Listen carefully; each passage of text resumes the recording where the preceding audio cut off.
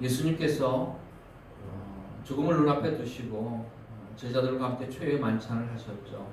그러면서 떡을 떼어 제자들에게 주시면서 이것은 너희를 위하여 주는 내 몸이라 하시고 포도주를 따라서 잔에 포도주를 주시면서 이것은 너희를 위하여 흘리는 내 피니라 이렇게 말씀을 하셨습니다.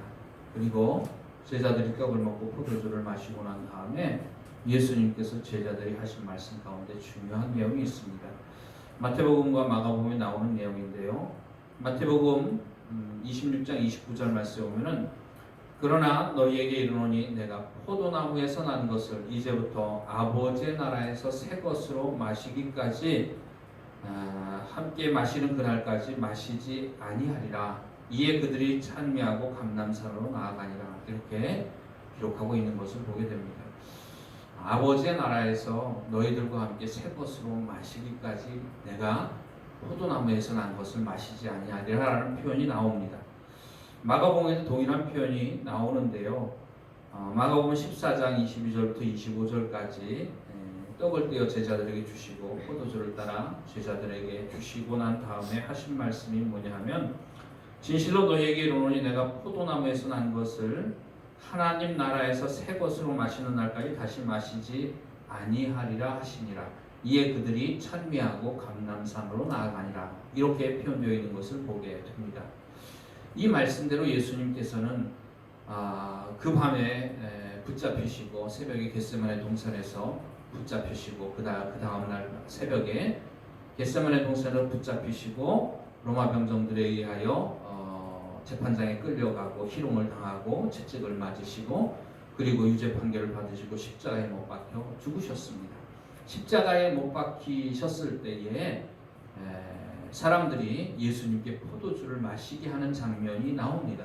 마태, 마가, 누가, 요한복음에 동일하게 사람들이 예수님께 포도주를 마시게 하는 장면이 나옵니다. 마태복음 27장 34절 말씀 보면은 쓸개 탄 포도주를 예수께 주어 마시게 하려 하였더니 예수께서 맛보시고 마시고자 아니하니라. 이런 표현이 나옵니다. 포도주를 그 사람들이 십자가에 달린 예수님께 맛보게 하였는데 아마 쓸개 탄 포도주는 그 십자가의 고통을 조금 잊게 하는 그런 마취와 같은 그런 기능을 하지 않나 하는 생각이 듭니다. 그런데 그것을 잠깐 맛보시고 포도주인 것을 아시고 맛보지 아니하셨다. 마태복음은 이렇게 표현하고 있습니다.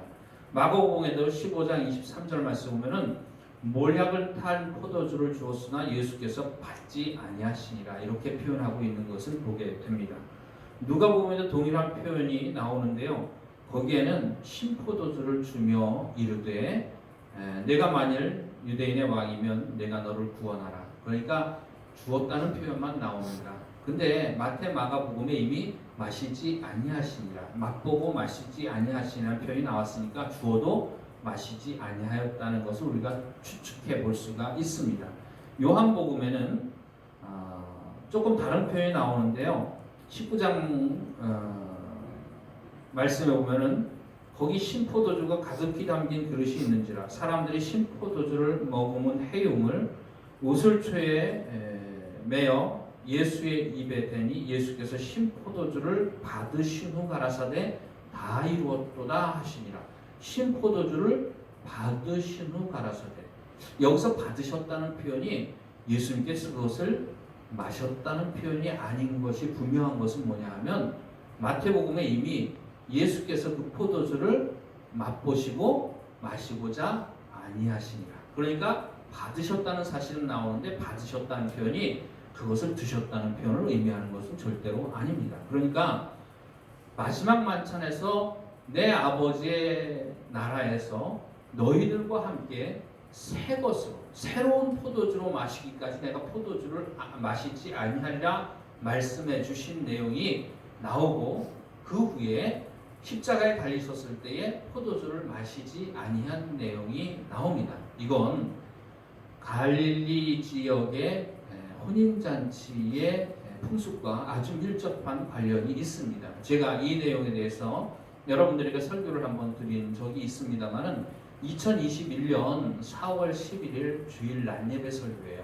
그때 제목이 뭐냐면 다시 오시는 예수님이라는 것입니다.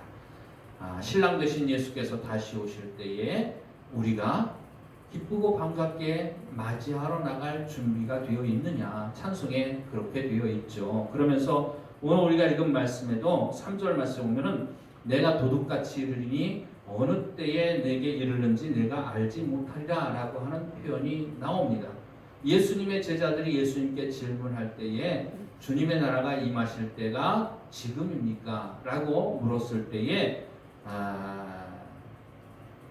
주님의 나라가 임할 날에 대해서 그 날과 그 시는 아들도 모르고 하늘의 천사들도 모르고 오직 아버지만 아시느니라 라고 표현하는 장면이 나오죠. 이 모든 것이 갈릴리 가나의 혼인잔치의 풍습에 아주 밀접하고 관련이 되어 있어요. 이 말을 듣는 사람들이 다 어디 출신입니까? 다 갈릴리 출신입니다. 갈릴리 출신 어부들입니다. 그들은 갈릴리에서 행해지는 혼인잔치의 풍습을 아주 세세하게 잘 알고 있었던 사람들이고, 오늘날 그것을 알지 못하는 우리들은 이 말을 들을 때 어떤 내용인지 잘 모릅니다. 포도주를 다시 마시지 아니하리라. 아버지의 나라에서 새 것으로 마실 때까지 다시 마시지 아니하리라는 말이 어떤 내용인지 와닿지 않습니다. 그런데 제자들은 그 말이 무슨 뜻인지 듣는 순간 분명히 알았어요. 갈릴리 가나의 혼인잔치의 풍습이 뭐냐 하면, 갈릴리 지역의 혼인잔치의 풍습은 신랑이 신부로 점 찍은 사람에게 신랑의 아버지와 함께 동네로 찾아가게 됩니다.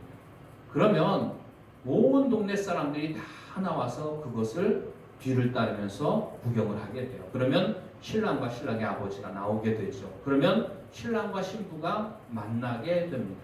만나면 신랑이 신부에게 포도주를 가득 따른 잔을 넘깁니다.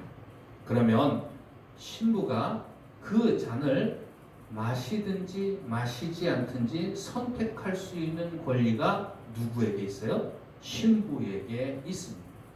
예수님은 우리를 위하여 십자가에서 피 흘려 돌아가셨습니다. 그런데 그것을 받아들이고 받아들이지 않고는 누구에게 달려 있어요? 우리에게 달려 있다고 하는 것입니다.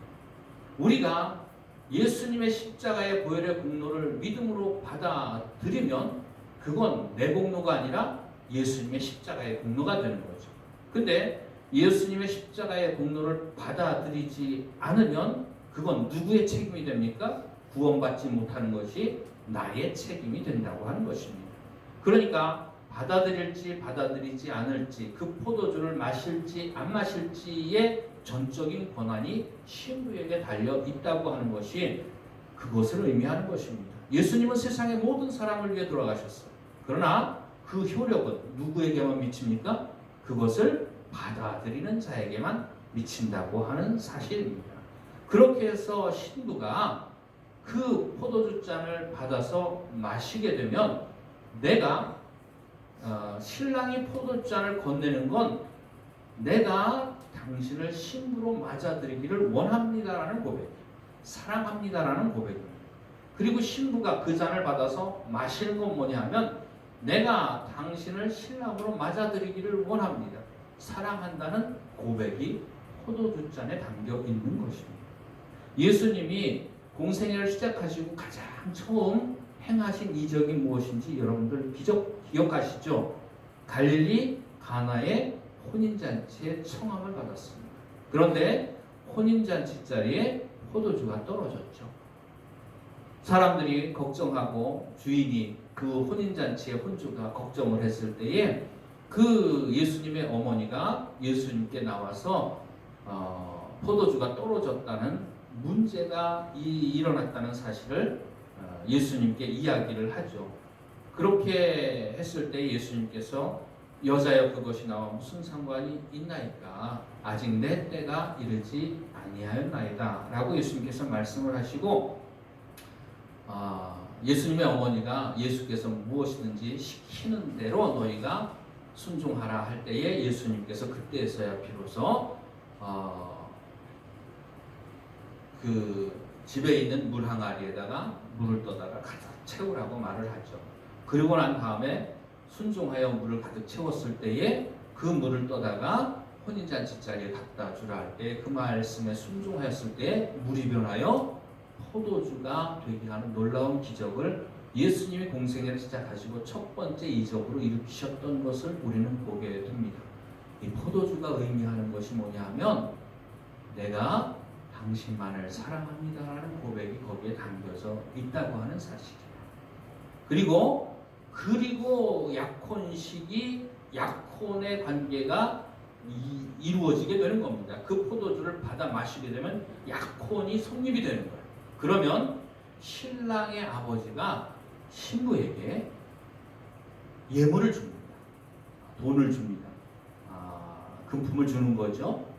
그러면서 그 금품을 가지고 신부가 무엇을 하냐면 금품을 주고 신랑과 신랑의 아버지는 신랑의 집으로 다시 돌아갑니다.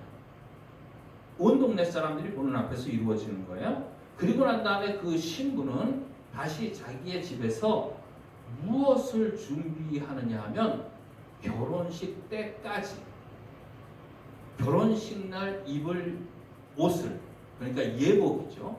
결혼식에 자기가 신부로서 입을 예복을 신랑의 아버지가 준 돈을 가지고 준비를 하는 거예요. 옷감을 사고 바느질을 하고 가위로 오려가지고 옷을 만들고 하면서 그날에 입을 옷을 준비하는 기간이 꽤 오랜 기간이 걸립니다. 그런데 그 기간에 옷이 준비가 되잖아요. 옷이 준비가 되면 언제 결혼식이 있을지를 알지 못하기 때문에 신부는 옷이 장만이 되고 난 다음에 그 옷을 밤에 잘 때도 입고 낮에도 입고 계속해서 그 옷을 입고 지내는 거예요. 언제까지? 결혼식 날까지. 그런데 결혼식 날은 누구만 알아요? 신랑의 아버지만 압니다. 주의 나라가 임할 때가 언제입니까? 라고 제자들이 예수님께 질문했을 때에 그날은 아들도 모르고 하늘의 천사들도 모르고 오직 아버지만 아시느니라 예수님께서 말씀하신 것을 우리가 다시 떠올리시기를 바랍니다. 신랑이 신랑의 집으로 다시 돌아가잖아요. 그러면 그때부터 신부는 예복을 준비하고 신랑은 아버지의 집 옆에다가 신부가 와서 함께 살 집을 짓습니다. 공간을 좀 넓히는 거죠. 아버지의 집의 공간을 좀 넓혀서 신혼집을 준비하는 작업을 합니다. 그러면 그 모든 것을 다 지켜보는 사람이 있어요. 그게 누구예요? 신랑의 아버지가 계속해서 지켜봅니다. 결혼식 준비가 다 되었는지 계속해서 잘 알고 있는 사람이 신랑의 아버지이죠. 그러면 어느 날 밤에 갑자기 신랑의 아버지가 신랑을 깨웁니다. 밤중에 깨우는 거예요. 그러면서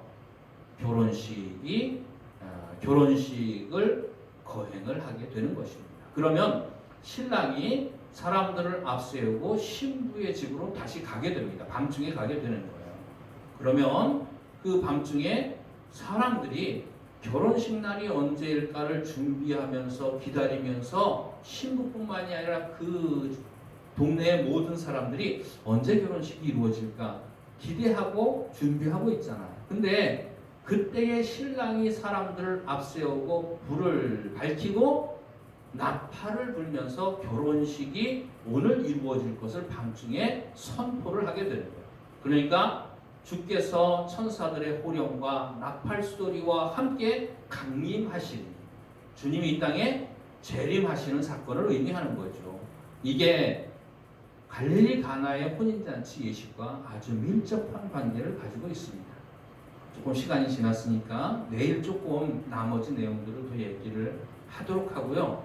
여러분들이 참 좋은 내용인데 많은 분들이 보지를 않으셨더라고요. 이 설교를 들으시는 분들이나 혹시 유튜브로 보시는 분들은 2021년 설교입니다. 2021년 4월 11일 설교인데, 주일날 설교인데 다시 한번 그 내용을 보시면 참 좋을 것 같아요. 그리고 이 사대교회에 주는 편지의 내용, 그 흰옷이라는 표현이 나옵니다.